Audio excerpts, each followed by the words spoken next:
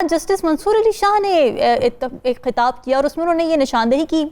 کہ supreme court کے فیصلوں پر عمل درآمد نہ ہو یہ ممکن ہی نہیں ہے، اور اگر فیصلوں پر عمل نہیں کیا جاتا تو یہ آئینی ڈھانچے کو چیلنج کرنے کے مترادف ہے۔ تو آپ کو مسلسل ایک کنفرنٹیشن نظر آ رہی ہے between government and judiciary?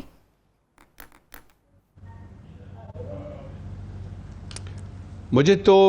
Ramen business as usual نظر آ رہا ہے۔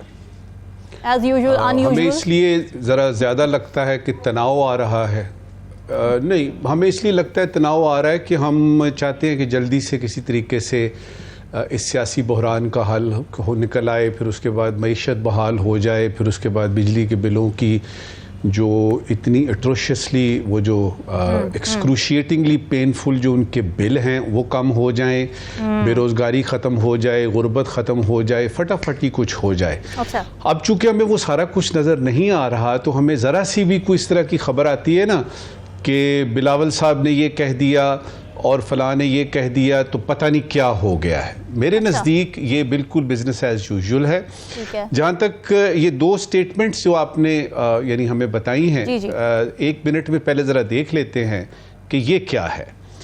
ایک تو آپ نے بلاول صاحب کو کہا جنہوں نے عدلیہ کی طرف ڈال دیا ہے نا، وہ ایک اور کانٹیکسٹ ہے۔ یہ جو آپ نے جسٹس منصور علی شاہ کا آج کا بتایا ہے کہ کسی کے پاس فیصلوں پر عمل نہ کرنے کا اختیار ہی نہیں ہے، اس کا مطلب یہ ہے کہ یہ ایک اور کانٹیکسٹ ہے جس میں انہوں نے بتایا ہے کہ جو فیصلہ بھی آئے گا سپریم کورٹ سے وہ ماننا پڑے گا، آپ کے پاس انکار کی گنجائش نشتا۔ یہ بتایا ہے جسٹس منصور علی شاہ نے، جو ہمارے آنے والے آئندہ انشاءاللہ تعالی چیف جسٹس ہوں گے سپریم کورٹ کے۔ اب بلاول صاحب کو دیکھ لیتے ہیں۔ ایک تو مجھے یہ سمجھ نہیں آ رہی کہ اتنے دنوں اتنے ہفتوں تھے کہاں، کیا وہ یہ تقریر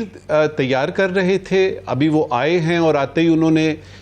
دو تین باتیں ایسی کی ہیں جس میں سے ایک تو آپ نے بتائی، دوسری جو اہم بات ہے جس کی طرف اشارہ کرانا بڑا ضروری ہے وہ یہ ہے کہ باتوں باتوں میں عدلیہ کو اپنے سامنے ہدف رکھ کے انہوں نے ایک مشہور و معروف فکرہ بولا، جو کہ جب آدمی بولتا ہے نا، سیاستدان کوئی بولتا ہے یا کسی بڑے مرتبے پہ، تو مجھے لگتا ہے کہ ان کی دال نہیں گل رہی۔ وہ فکرہ وہ مشہور و معروف ڈائلاگ کیا ہے؟ وہ کہتے ہیں اسی یعنی خطاب میں انہوں نے کہا کہ اداروں کو اپنی حدود میں رہ کر کام کرنا پڑے گا۔ اچھا، اب اس میں نوٹ کیجئے گا کہ عدلیہ کی بات ہو رہی ہے تو یہ کہا جا سکتا تھا کہ عدلیہ کو اپنے اختیارات میں رہ کے کام کرنا پڑے گا۔ انہوں نے عدلیہ کے ساتھ سارے ادارے شامل کر لیے ہیں۔ بدقسمتی یہ ہے کہ ان کو شاید یہ احساس نہیں رہا کہ ان اداروں میں پارلیمنٹ بھی شامل ہے۔ لہٰذا جب انہوں نے یہ کہا کہ اداروں کو اپنی حد میں رہنا چاہیے تو اداروں میں رہنا چاہیے، تو اس کا مطلب یہ ہے کہ پارلیمنٹ کو بھی اپنی حدود دیکھنی ہے اور ان کو یہ دیکھنا ہے کہ کون سی چیز وہ کر سکتے ہیں، کون سی نہیں کر سکتے۔ اب آئیے جسٹس منصور علی شاہ کے اس بیان پہ، پھر آپ کو صحیح سمجھ آئے گا کانٹیکسٹ اس کا کہ انہوں نے یہ سرے راہے کوئی ایسی بات نہیں کر دی، اس کے پیچھے باقاعدہ طور پہ ایک میسج ہے جو میرا خیال ہے کہ لاؤڈ اینڈ کلیئر جو ہے وہ ہوا ہے کہ کسی کے پاس کا مطلب ہے پارلیمنٹ ہے، اس میں اس پہ ایگزیکٹیوز آتے ہیں، مقننہ آتی ہے، ہر چیز سینٹ وغیرہ، یہ وہ کسی کے پاس بھی فیصلوں پر عمل نہ کرنے کا اختیار ہی نہیں ہے۔ اس کا مطلب ہے کہ جو ابھی فیصلہ آیا سپریم کورٹ سے، کوئی آپشن جو آیا یعنی ابھی سپریم کورٹ سے آیا ہے فیصلہ مخصوص نشستوں کا، یا سب سے اہم کہ پی ٹی آئی ایک پولیٹیکل پارٹی ہے۔ بلاول صاحب نے یہ بھی کہا نا کہ ایک مردہ پارٹی کو آپ نے زندہ کر دیا۔ میں حیران ہوں کہ وہ مردہ کب تھی۔ اب اگر آپ نے الیکشن میں ڈیلے کر کے، سمبل چھین کے، ان کے وہ جو ہیں جو خان صاحب ہیں ان کے جو لیڈر، ان کو جیل میں ڈال کے کیس پہ کیس کر کے آپ نے یہ سمجھا کہ وہ بالکل مر گئی ہے پارٹی، تو یہ کچھ اس طرح کے بیانات۔ اب ذرا یہ بھی دیکھ لیتے ہیں رامین کہ جس سے آپ نے سیاست کے بحران کی بات کی ہے، اس کا ذمہ دار کون ہے؟ کوئکلی میں آپ کو یہ بتاؤں گا کہ اگر سبجیکٹیولی دیکھیں گے سارے لوگ، بلاول صاحب کہہ رہے ہیں عدلیہ، خان صاحب سے پوچھیں تو وہ الیکشن کمیشن سے لے کے حکومت اور تمام اداروں کو بیچ میں وہ ان کی لسٹ لمبی ہے. حکومت سے پوچھیں تو وہ کہیں گے کہ خان اور عدلیہ اس سارے بحران کے ذمہ دار ہیں. عوام سے پوچھیں گے تو ان کو تو صرف ان بحرانوں کا سامنا ہے اور اس میں ان کا اس میں کوئی رول نہیں ہے کہ یہ جو سارے بحران ہیں. تو پھر یہ کس کی ذمہ داری ہے؟